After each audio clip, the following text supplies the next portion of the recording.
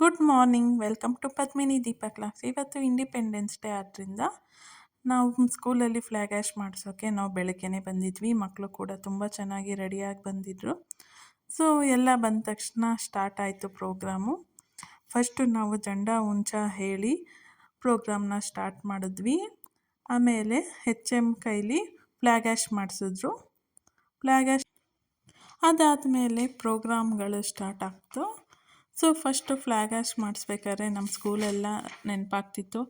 ಆಗ ನಾವು ಕೂಡ ಈ ಥರನೇ ಫುಲ್ಲು ಬಳೆ ಕಲರ್ ಆ್ಯಂಗಲ್ಸು, ಕೇಸರಿ, ಬಿಳಿ, ಹಸ್ರು ಅಂತ ಅದನ್ನೆಲ್ಲ ತಗೊಂಡು ಹಾಕ್ಕೊಂಡು ಮತ್ತು ಬ್ಯಾಂಡ್ ಹಾಕ್ಕೊಂಡು ಈ ಥರ ಎಲ್ಲ ಹೋಗ್ತಿದ್ವಿ. ಅದು ನೆನಪಾಯಿತು.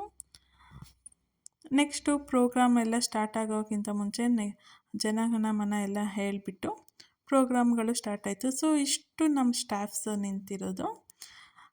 ಸ್ಟಾಫ್ ಫೋಟೋ ಎಲ್ಲ ಆದಮೇಲೆ ನೆಕ್ಸ್ಟು ಪ್ರೋಗ್ರಾಮ್ ಸ್ಟಾರ್ಟ್ ಆಗ್ತಲ್ಲ, ಎಲ್ಲ ಪ್ರೋಗ್ರಾಮ್ಗಳನ್ನೂ ಮುಗಿಸ್ಕೊಂಡು ಎಲ್ಲರೂ ಭಾಷಣ ಮತ್ತು ದೇಶ ಭಕ್ತಿಗೀತೆ, ಡ್ಯಾನ್ಸು ಈ ಥರ ಎಲ್ಲ ಮಾಡಿದ್ರು. ಹಾಗೆ ನಮ್ಮ ಸ್ಕೂಲ್ನಲ್ಲಿರುವ ಟೀಚರ್ಸು ಕೂಡ ದೇಶಭಕ್ತಿ ಗೀತೆ ಮತ್ತು ಮೇಯ್ನು HM ಭಾಷಣ ಮಾಡಬೇಕು.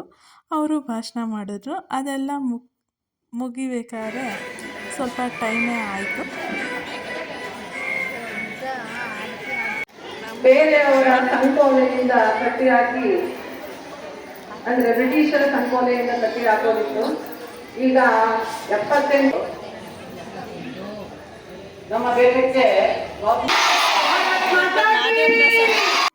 ಸೊ ಇಸ್ಕಾನಿಂದ ಬಿಸಿಬೇಳೆಬಾತು, ಚಿಪ್ಸು ಮತ್ತು ಕೇಸರಿ ಬಾತ್ ಕೊಟ್ಟು ಕಳಿಸಿದ್ರು. ಎಲ್ಲ ಮಕ್ಕಳು ಕೂಡ ತಿಂದರು.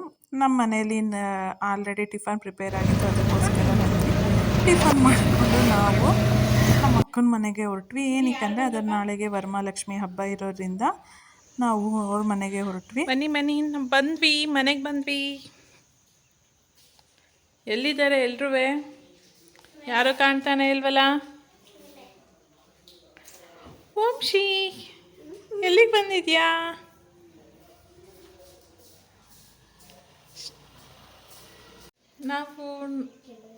ನಾವಿಬ್ಬರು ನಮ್ಮ ಅಕ್ಕನ ಮನೆಗೆ ಬಂದಿದ್ದೀವಿ. ಸೊ ನಾಳೆ ವರಮಹಾಲಕ್ಷ್ಮಿ ಹಬ್ಬ ಇರೋದ್ರಿಂದ ಇಲ್ಲೇ ಸೆಲೆಬ್ರೇಟ್ ಮಾಡೋಕ್ಕೆ ಬಂದಿದ್ದೀವಿ. ನಮ್ಮ ಮನೇಲಿ ವರಮಹಾಲಕ್ಷ್ಮಿ ಕೂರಿಸೋ ಪದ್ಧತಿ ಇಲ್ಲ ಅಂತ ಮಾಡಲ್ಲ, ಅದಕ್ಕೋಸ್ಕರ ನಮ್ಮ ಅಕ್ಕ ಪೂಜೆಗೆ ಕರೆದಿದ್ಲು. ಬಂದಿದ್ದೀವಿ. ನಾಳೆ ವರಮಹಾಲಕ್ಷ್ಮಿ ಹಬ್ಬನ ಆಚರಿಸ್ಬೇಕು. ಸೊ ಇವತ್ತು ಈಗ ಅದಕ್ಕೆಲ್ಲ ಪ್ರಿಪ್ರೇಷನ್ ಮಾಡ್ಕೋಬೇಕು. ಸೊ ನೈಟೇ ಸ್ವಲ್ಪ ಪ್ರಿಪ್ರೇಷನ್ ಮಾಡ್ಕೊತಾ ಇದ್ವಿ. ದೇವ್ರ ಸಾಮಾನೆಲ್ಲ ತೊಳೆದು ಕೊಟ್ಟಿದ್ಲು, ಅದಕ್ಕೆಲ್ಲ ಕುಂಕುಮ ಹಚ್ಚಿ ಮತ್ತು ನಾಳೆಗೆ ಏನೇನು ಬೇಕು ದೇವ್ರ ಪೂಜೆಗೆ ಎಲ್ಲ ರೆಡಿ ಮಾಡ್ಕೊತಾ ಇದ್ದೆ. ಅಷ್ಟರೊಳಗೆ ಅವಳುವೆ ಅಡುಗೆಗೆಲ್ಲ ರೆಡಿ ಮಾಡ್ಕೊತಾ ಇದ್ಲು. ಸೊ ವರಮಹಾಲಕ್ಷ್ಮಿ ಅಂದ ತಕ್ಷಣ ಹೆಣ್ಮಕ್ಳಿಗೆ ತುಂಬ ಖುಷಿ, ಅಷ್ಟೇ ರಿಸ್ಕು ಇರುತ್ತೆ. ಆದರೂ ಅದನ್ನೆಲ್ಲ ಮಾಡಬೇಕಾದ್ರೆ ತುಂಬ ಖುಷಿಯಾಗುತ್ತೆ. ದೇವ್ರನ್ನ ಕೂರಿಸ್ದಾಗಂತೂ ತುಂಬಾ ಖುಷಿಯಾಗುತ್ತೆ.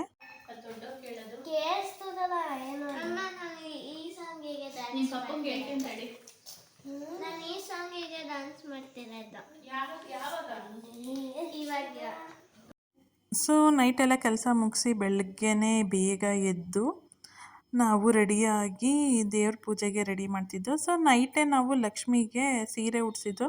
ಆ ವಿಡಿಯೋನೇ ತೆಗಿಯೋಕ್ಕೆ ಆಗಲಿಲ್ಲ. ಈ ಬ್ಯುಸಿಲಿ ವಿಡಿಯೋ ಮಾಡ್ಕೊಳ್ಳೋದೇ ಮರ್ತೋಗ್ತಿತ್ತು. ಅಷ್ಟು ಬ್ಯುಸಿಯಾಗಿರ್ತೀವಿ. ಆ ಕೆಲಸ ಇದೊಂದು ಕೆಲಸ ಅದೊಂದು ಕೆಲಸ ಅಂದ್ಕೊಂಡು ಮಾಡ್ತಾ ಇರ್ಬೇಕಾದ್ರೆ ಆ ವಿಡಿಯೋ ತೆಗಿಯೋದೇ ಮಿಸ್ ಆಗೋಗುತ್ತೆ. ಸೊ ನೈಟು ಸೀರೆ ಉಡಿಸಿರೋದ್ರಿಂದ ಬೆಳಗ್ಗೆಗೆ ಅಲಂಕಾರ ಮಾಡ್ಕೊಳ್ಳೋಕ್ಕೆ ತುಂಬ ಈಸಿ ಆಗುತ್ತೆ. ಸೊ ನಾನು ದೇವ್ರಿಗೆ ಹೂವಿನ ಅಲಂಕಾರ ಮಾಡ್ತಾಯಿದ್ದೆ. ಅಷ್ಟರೊಳಗೆ ನಮ್ಮ ಅಕ್ಕ ಅಡುಗೆಗೆ ಪ್ರಿಪೇರ್ ಮಾಡ್ಕೊತಾ ಇದ್ಲು. ಹೂವಿನ ಅಲಂಕಾರ ಮಾಡಿ ದೇವ್ರನ್ನ ಕೂರಿಸಿ ಎಲ್ಲ ಪ್ರಿಪೇರ್ ಮಾಡೋಷ್ಟರೊಳಗೇ 2 hours ಆಗೋಯಿತು. ಆಮೇಲೆ ಎಲ್ಲರೂ ರೆಡಿ ಆಗಿಬಿಟ್ಟು ಪೂಜೆ ಮಾಡಿದ್ವಿ.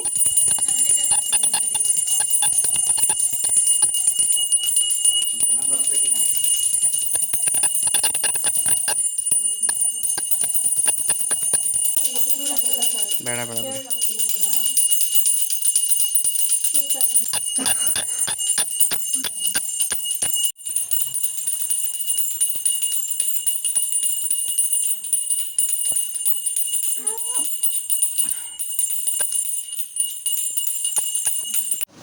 ಅಡುಗೆದಂತೂ ನಿಜವಾಗ್ಲೂ ವೀಡಿಯೋ ಮಾಡೋಕ್ಕಾಗಲಿಲ್ಲ. ಅದರಲ್ಲಿ ನನ್ನ ಅಕ್ಕನ ಮಗಳು ಸ್ವಲ್ಪ ಏನೋ ಒಂದು ಕ್ಲಿಪ್ ತಗೊಂಡಿದ್ಲು ಅಷ್ಟೇ. ನಾವು ಅಡುಗೆ ಅಂತ ತರಕಾರಿ ಪಲ್ಯ, ಕೋಸಂಬರಿ, ಸ್ವೀಟ್ ಕಾರ್ನು, ಒಬ್ಬಟ್ಟು ಸಾಂಬಾರು, ಚಿತ್ರಾನ್ನ ಇಷ್ಟು ಮಾಡಿದ್ವಿ. ಅಷ್ಟರೊಳಗೆ ಊಟ ಮಾಡಿಕೊಂಡು ಪುನಃ ಸಂಜೆ ಆಗೇ ಹೋಯಿತು. ಸಂಜೆಗೆ ನಮ್ಮ ಅಕ್ಕನ ಮಗಳು ರೆಡಿಯಾಗಿ ನಾನೇ ಪೂಜೆ ಮಾಡ್ತೀನಿ ಚಿಕ್ಕಿ ಅಂದ್ಲು. ಸೊ ಅವಳು ಪೂಜೆ ಮಾಡಿದ್ಲು. ಪೂಜೆ ಆದಮೇಲೆ ಬಂದವ್ರಿಗೆ ಕುಂಕುಮ ಕೊಡೋಕ್ಕೆ ಅಂತ ನಾನು ರೆಡಿ ಮಾಡ್ಕೊತಿದ್ದೆ. ನಮ್ಮ ಅಕ್ಕ ಕುಂಕುಮಕ್ಕೆ ಕರೆಯೋಕ್ಕೆ ಹೋಗಿದ್ಲು. ನಮ್ಮ ಅಕ್ಕನ ಮಗಳೇ ಅವಳೇ ಕುಂಕುಮ ಕೊಟ್ಟಲು. ನಾನು ಪ್ರಿಪೇರ್ ಮಾಡಿ ಇಟ್ಟೆ ಅಷ್ಟೇ. ಆಗಲೇ ಎಷ್ಟು ಬೇಗ ದೊಡ್ಡವರಾಗ್ಬಿಟ್ರು ಮಕ್ಕಳು ಅನಿಸ್ತಿತ್ತು. ನಾವು ನಮ್ಮ ಮಮ್ಮಿ ಹೊರಗಡೆ ಕುಂಕುಮ ಕರೆಯೋಕ್ಕೆ ಹೋದಾಗ ನಾವು ಕೊಡ್ತಿದ್ವಿ ಮನೆಯಲ್ಲಿ. ಆದರೆ ಈಗ ಮಗಳು ಇದ್ದಾಳೆ, ಮಗಳು ಕೊಡ್ತಾ ಇದ್ದಾಳೆ. ಸೊ ಎಷ್ಟು ಬೇಗ ಕಾಲ ಕಳೀತಾ ಇದೆ ಅನಿಸುತ್ತೆ. ಸೊ ಇಷ್ಟಾದಮೇಲೆ ನಾವು ನೈಟು ಊಟ ಮಾಡಿಕೊಂಡು ನಮ್ಮ ಮನೆಗೆ ಬಂದುಬಿಟ್ವಿ. ಸೊ ನಾಳೆಯಿಂದ ವರ್ಕಿಗೆ ಹೋಗ್ಬೇಕಲ್ಲ ಅಂತ ತುಂಬ ವೀಡಿಯೋನೇ ಮಾಡೋಕ್ಕಾಗಲಿಲ್ಲ. ಹಬ್ಬದ ದಿನ ಅಂತೂ ತುಂಬಾ ಬ್ಯುಸಿಯಾಗಿದ್ವಿ. ಅದಕ್ಕೋಸ್ಕರ ಎಷ್ಟು ಸಾಧ್ಯ ಆಗುತ್ತೋ ಅಷ್ಟೇ ಕ್ಲಿಪ್ಪನ್ನು ಮಾತ್ರ ನಾನು ತೆಗ್ದಿರೋದು. ಸೊ ಇಲ್ಲಿಗೆ ನನ್ನ ವ್ಲಾಗ್ನ ಎಂಡ್ ಮಾಡ್ತಾಯಿದ್ದೀನಿ.